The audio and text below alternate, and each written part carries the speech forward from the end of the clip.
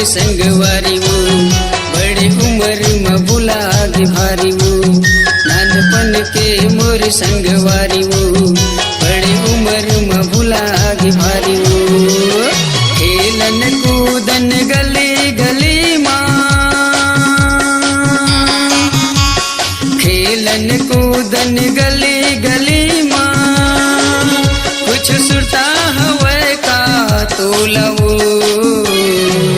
नानपन के मोर संगवारी वो बड़ी उम्र में भुला गे भारी वो नानपन के मोर संगवारी वो बड़ी उम्र में भुला गे भारी वो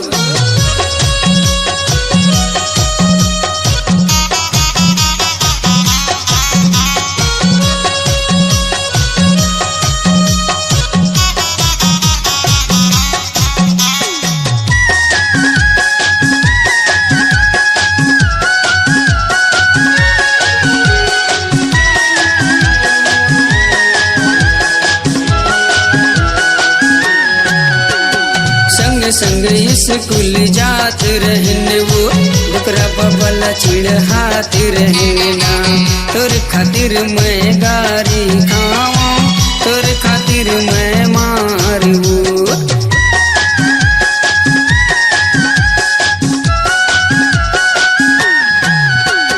संग संग स्कूल जात रहन वो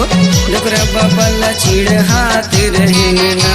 तोर खातिर मैं गारी खाऊं तोर खातिर मैं मारू एक दिन वो गुरुजी आना एक दिन वो गुरुजी आना दोनों ला मुर्गा बनाए नानपन के मोर संगवारी वो बड़ी उम्र में भुला गे भारी वो नानपन के मोर संगवारी वो बड़ी उम्र में भुला गे भारी वो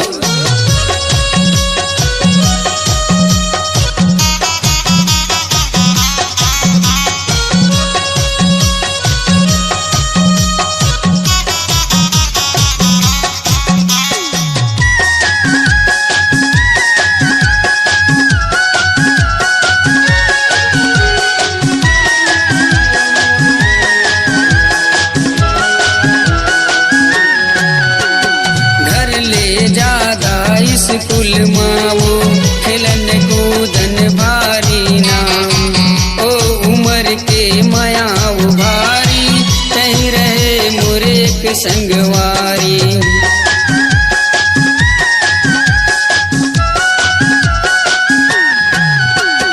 घर ले जादा स्कूल मावो खेलन कूदन भारी नाम ओ उम्र के मायाव भारी संगवारी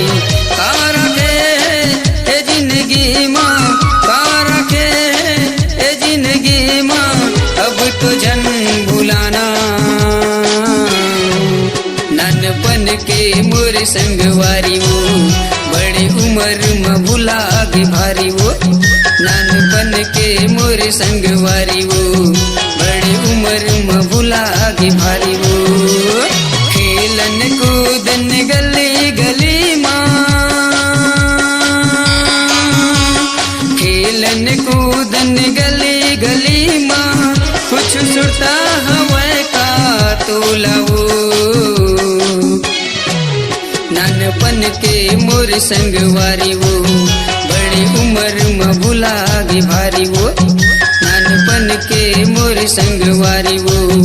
बड़ी उम्र में भुला गे भारी वो नानपन के मोर संगवारी वो बड़ी उम्र में भुला गे भारी वो नानपन के मोर संगवारी वो बड़ी उम्र में भुला गे भारी वो अपनी आवाज को दीजिए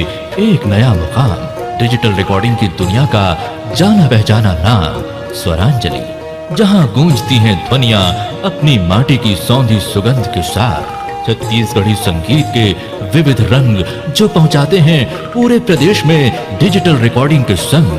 स्वरांजलि स्टूडियो नेमीचंद गली नंबर 2 गंजपारा रायपुर।